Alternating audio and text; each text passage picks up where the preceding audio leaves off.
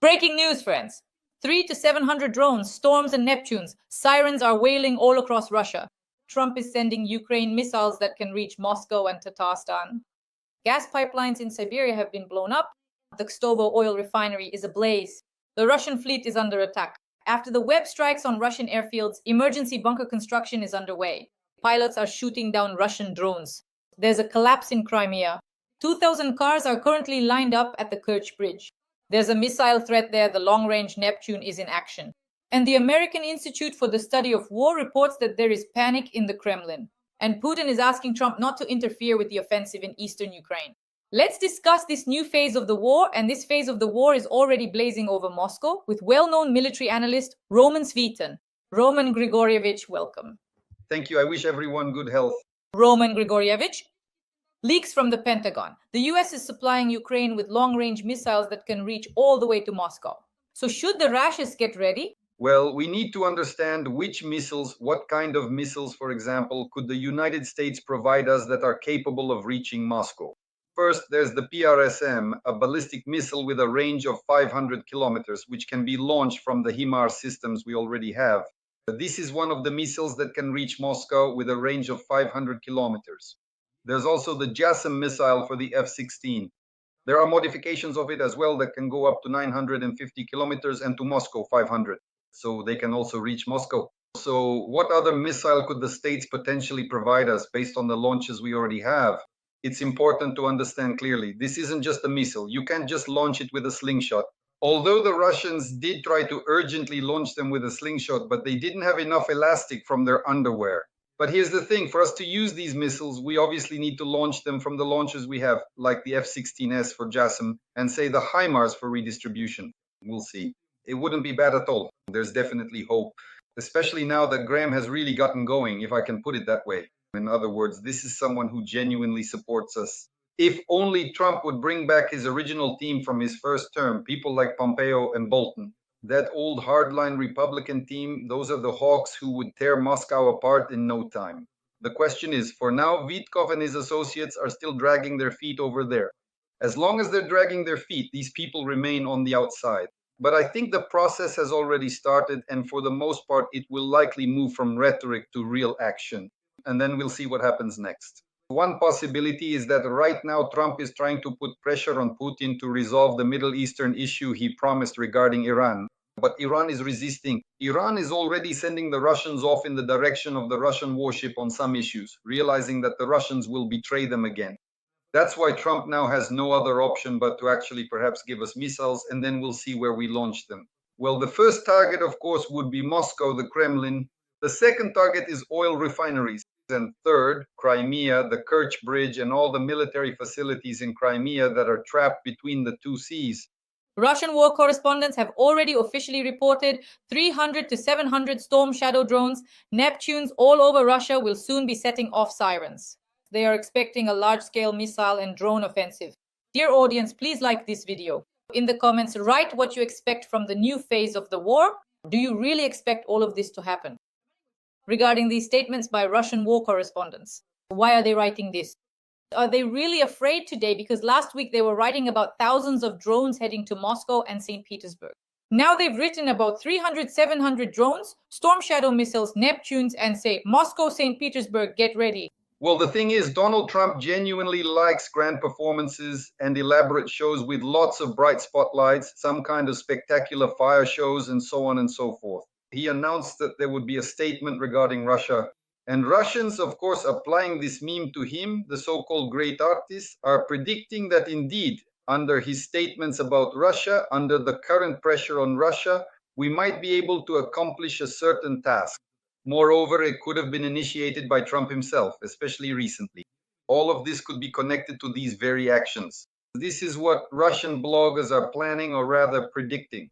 So from the perspective of artistic delivery, he predicted correctly. Because there are some pretty serious fireworks we can set off, for example, based on the number of small drones that have recently flown into Russia, because there have been several dozen. We can't produce more. That means they're being stockpiled somewhere, and naturally this is aimed at Moscow, so to speak, at the Kremlin itself. And honestly, if I were in the Russians' shoes right now, after Trump's recent and rather significant statement about Russia, I'd be extremely careful not to stick my nose out any further than a bomb shelter. Friends, please like this video. Let us know in the comments what you think about our tandem with Roman Grigorievich 3 times a week, Monday, Wednesday, and Friday. Roman Grigorievich, here's another interesting piece of news. Gas pipelines in Siberia have been blown up. They say it's another special operation, 3,000 kilometers from Moscow. Suddenly, out of nowhere, Siberia is under fire. The gas pipeline is burning. What do you think? These are our concerned citizens. How many times have we already thanked our concerned citizens who understand in order to break up the Russian Empire, in order for those republics that Moscow once grabbed to break free from this Moscow oppression, it is necessary to destroy the main so-called clay feet of this colossus. Yes, the colossus with feet of clay. So these clay feet are Russia's oil industry, which is why it is burning and will continue to burn. This is just the beginning. Here it is, the beginning of this Russian end. If the whole world joins in, if everyone, wherever they are, sees some oil rig, some gas pipeline, anything connected to the Russian oil industry, the oil and gas sector, and starts to set it on fire, believe me, the Russian colossus will collapse just like the Soviet Union once did.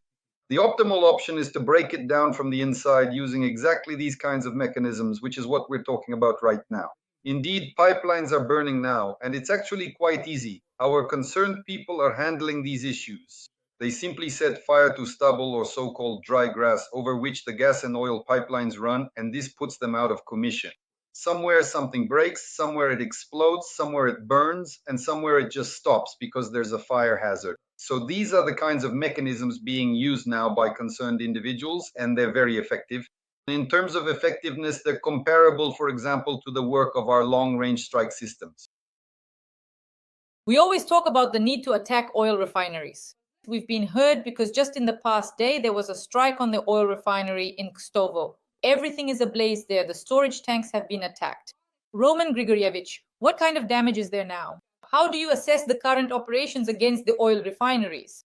Well, Kstovo is south along the Volga, on the right bank from Nizhny Novgorod. It's several dozen kilometers away. There really is one of Russia's major plants, processing 17 million tons of oil per year, and it's among the top 10 oil refineries in Russia. We've already struck in the Kstovo area. We've hit there before, targeting the bitumen receiver. That's also one of the ways to stop an oil refinery. The thing is, at any oil refinery, during production, during oil processing, fuel oil is produced as a sort of secondary layer, and it has to be disposed of somewhere. The fuel oil receivers, which every refinery has, are constantly overflowing, and the fuel oil is taken somewhere else, meaning it's used somewhere, mainly in bitumen production. So if you strike at the fuel oil or bitumen, you can basically block the refinery. And these strikes have happened before. We've talked with you about strikes on the bitumen receiver. But as for the plant itself, there haven't been any strikes for a long time. We've been saying for about 4 months now that it's about time to finally take action. And whether or not they listen to us, most likely they decided to continue the so-called sanitations. Who exactly carried them out isn't that important anymore. The defense forces of Ukraine, nevertheless, serious damage was inflicted on the plant in Kstovo. The Russians tried to cover it up, meaning they didn't release any information, but you can't fool the internet. The significant number of videos and footage now readily available online clearly demonstrates that it was indeed a very successful industrial action. Another important topic after the SBU's web operation is that Russia has urgently started building bunkers and hangars at its airfields, according to the American Institute for the Study of War. At the Koleno Air Base in the Kursk region, 10 fortified bunkers, 12 concrete shelters, and 8 hangars have appeared. Similar structures are being built at the Saki Airfield in Crimea. We remember that as a result of the special operation, Ukrainian drones struck 41 Russian strategic aviation aircraft. Roman Grigorievich, the floor is yours. Well, from a security standpoint, it's the right move for protection, say, against drones, but only those with a small payload. In Kalino and Saki and at about a dozen other airfields, the Russians are now trying to rebuild, some places with embankments, some really closing off bunkers. There are certain mechanisms, but these aren't underground or, say, rock-based structures. In other words, there are mechanisms. We'll find ways to burn or damage a Russian plane, even if it's in a certain shelter. There are. If one person invents something, another will definitely find a way to break it. They just need to rack their brains first to figure out how to do it. I think we'll find the mechanisms, but the optimal mechanism, of course, is long-range missiles. Those are the ones Trump is threatening to give us, or well, from under Trump at the moment, because those same JASSMs with warheads weighing several hundred kilograms will definitely break open almost any ground shelter, no matter what kind of plane is hidden inside. So let's wait. There is hope for Trump that he will come to his senses now. Well, not exactly come to his senses, but for him, Ukraine is like a club to hit Putin over the head with. And right now, he actually needs that, since things aren't going so well for the United States in the Middle East. The number of vehicles waiting in line at the Kerch bridge has exceeded 2,000. All of this is happening to the sound of sirens. Long-range Neptunes are attacking the occupied peninsula, reports Crimean Wind and other telegram channels. At the moment, there are 1,500 vehicles on the Taman side and more than 715 on the Kerch side waiting in line. Roman Grigorievich, what does this indicate? And let's talk about our special operation in Crimea. Well, not 2000, but 2001. The thing is, that vehicle most likely arrived at Budansk. He counted 2,000, passed it on, and then we put it into the information stream with you after having some coffee in Yalta. And basically, the main intelligence directorate, we can use their information at the moment as well. So 2,000 plus 1, that's Budan. He's standing at the back of the line there and has organized, straightened out all this Russian business. But in reality, the Russians are truly hysterical right now. They're hysterical because, first of all, they've worked themselves up into this hysteria. They understand perfectly well that lately it's not for nothing that we haven't been striking Russia with a large number of either missiles or drones. There's a certain buildup happening. As we discussed with you, the optimal way to break through the Russian frontline air defense is with a large number of drones. And now they feel that is just about to happen. It's right on the verge. All the more so now, given Trump's statements. So I'll repeat this once again, and this particularly applies to all ethnic Ukrainians. Please try to stay much closer to designated bomb shelters and absolutely do not ignore the crucial air raid alerts. This only concerns ethnic Ukrainians who are living in Russia. We still remember you in this regard, and as for the bloggers making a fuss right now, well, there are reasons for that. There really are reasons. Germany will not supply Taurus missiles to Ukraine, the country's defense minister announced. Pistorius also stated that Berlin has already delivered 3 out of the 12 existing Patriot systems to Ukraine. There are only 6 left in Germany, 2 more systems were provided to Poland, and 1 is constantly unavailable due to maintenance or training. That's very few, the minister says. Especially considering the NATO objectives we need to achieve, we definitely can't give away any more. I plan to discuss with Pentagon Chief Austin my preliminary initiative to allow Germany to purchase 2 Patriot systems from the US for Ukraine. Roman Grigorievich, why did the Germans decide not to give us the Taurus? And how important will the negotiations with the Pentagon really be for Germany to buy Patriots from the US for us? Well, they carefully looked at precisely how Russia's various partners are actively helping it, if you can even call them that, in this current situation. For example, the Chinese, under the guise of Geran, are supplying spare parts for their Podsolnuk 200. And so we get Geran 2, Geran 3. Now there's also the same Harpy, Fury. They're produced in Izhevsk, basically also Chinese, but they go under Russian branding. The Israelis also built the 4-post. For example, this is an Israeli long-range heavy drone, which under the name 4-post, the Russians are using against us. It's the same story with the Lancet, the Israeli Heron 400, the Russian Lancet. So it seems like the Russians, the Israelis, and the Chinese all have nothing to do with it. Russian-made drones are coming at us, specifically the Geranias, the very same Furies, the Harpy, the identical Gerans, plus the Lancets and the 4-posts, and they all seem to be uninvolved. This is exactly the path that Germany has most likely taken as well. We'll be supplied with the same Taurus missiles, only in disassembled form. We'll just screw in 3 or 4 bolts, but there will be a bucket of paint and a stencil say Taras. Not Taurus, but Taras, and our Tarases will fly where they need to, just like the Tauruses would have. That's the kind of approach we're talking about. Well, if this approach is convenient for our German partners, for example, then why not use it? After all, it's another way to strike at the Russians.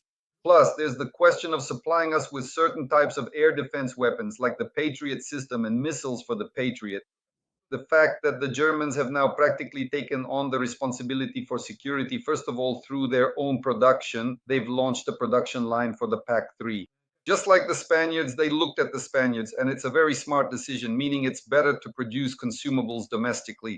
Starting next year, we will begin receiving missiles, anti-missiles, anti-ballistic PAC-3S for the Patriot from Germany, specifically from this production line. In addition, Germany is now trying at least to buy back several Patriot systems from the United States. They took some Patriot systems from Israel for completion. In other words, yes, they returned them back since there are certain relations with Israel. And by the way, these few Patriots, once they are brought up to standard and paid for by the European Union, or if Germany supplies them to us, they could also purchase a certain batch of Patriot missiles, which are very important to us right now. In other words, Germany is now directly involved in ensuring the defense capability, not only of Germany, not only of the European Union, but naturally of all of Europe under our, so to speak, careful guidance and with our mechanisms. This is about providing that security. So you could say that Germany is now becoming the main driving force in ensuring Europe's security.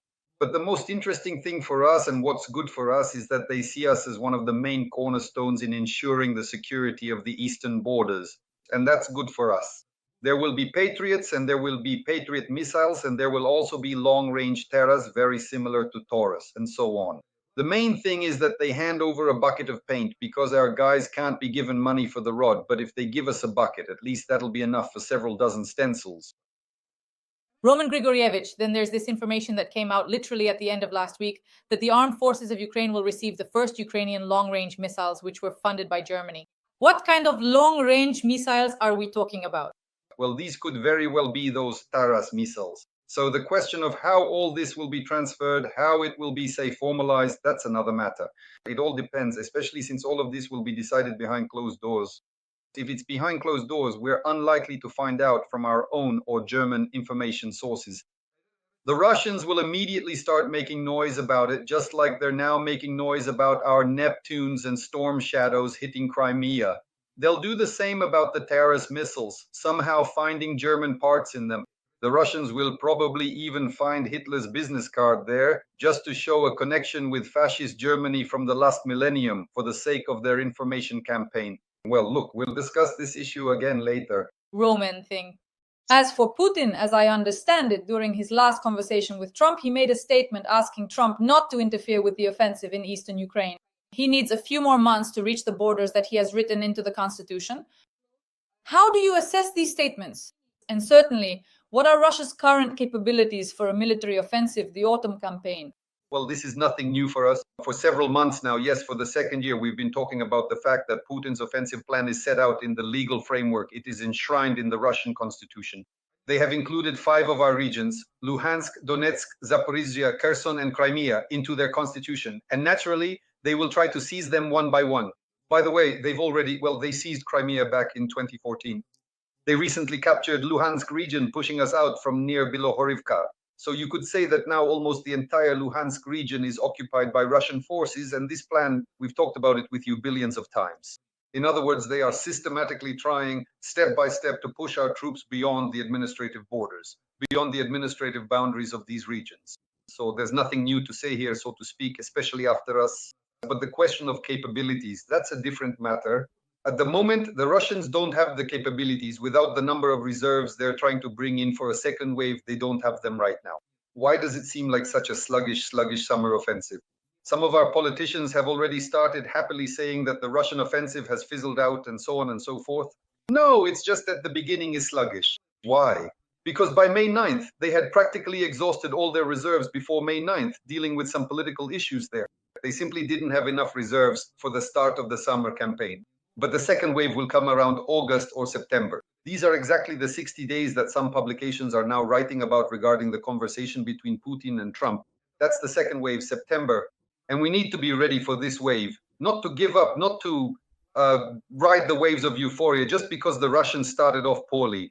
In this sense, they haven't even started yet if we're talking about offensive operations, because the main reserves of the second wave haven't arrived yet. These could even include North Koreans. Definitely, either directly or, for example, in a rotation mode, about 100 to 120,000 Russians who are deployed there will enter the Kursk and Belgorod directions and move to the Eastern Front.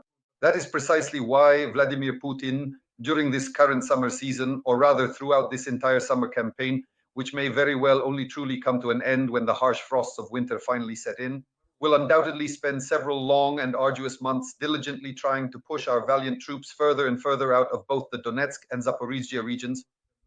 We can't afford to relax. We need to keep our security forces in line and request a sufficient amount of military aid from our partners. Right now, they are providing it. Thank you very much to them overall. And we need to participate in these processes, not allow Putin the opportunity to seize Donbas and Zaporizhia, because he has already taken Luhansk. We've already lost Luhansk region. So that leaves Donetsk region. And I want to emphasize again, we still have the opportunity to stop him in various ways without destroying the rear areas. Here, for example, there is hope for Trump as well, because we need at least 1,000-kilometer range missiles, at least 1,000 kilometers, so that we could reach in terms of radius from somewhere near Moscow to the Volga and even as far as the Caucasus. Why? Because we also need to work on the North Caucasus. There are many military facilities there, including the Mozdok airfield. In other words, there are plenty of targets to hit. The main issue is the number of Russian agents operating on Ukrainian territory, who are committing a huge number of war crimes, acts of treason, and collaboration against our country, Ukraine. And how can Ukrainian special services deal with these traitors, these war criminals today? Right now, the special services need to generate measures related to complete internal control within the country over people who are passing through, so to speak, in transit or arriving here from third countries. This also needs to be understood. It's not just Russians who can pose a threat to us, really, anyone could. For example, it could be Azerbaijanis, like that couple who came here. So first of all, the special services should be generating laws, and secondly, they must urgently stop the advancement of this unconstitutional law on dual citizenship. In the same way, other people from other countries could come here and by obtaining Ukrainian citizenship gain entry. And then how will you catch them?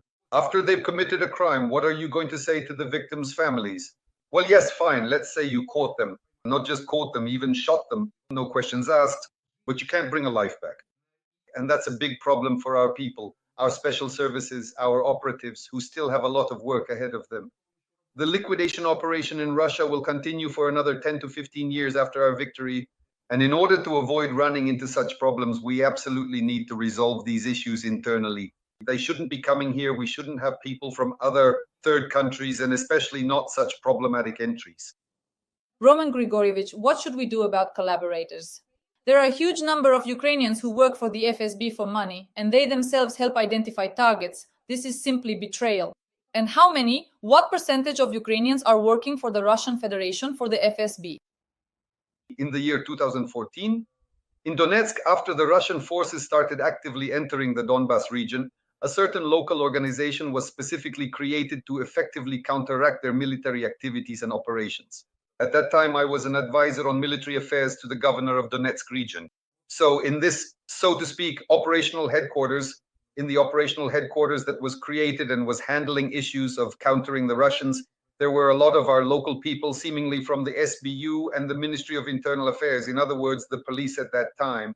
And so these policemen, these so-called policemen, later handed me over to the Russian GRU agents. So this is indeed the kind of insidious fifth column we have operating inside. More than 10,000 of these Donetsk police officers, in a sudden and dramatic flash, immediately switched to wearing Russian caps, complete with that distinctive double-headed imperial cockade.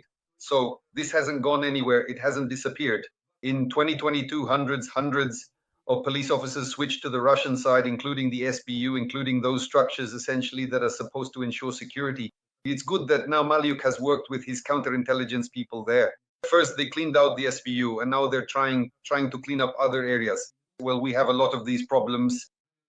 It's not even just about collaborators. These are outright traitors who work for, whether for money or not, as informants for the Russian special services, but they definitely exist, and this needs to be fought.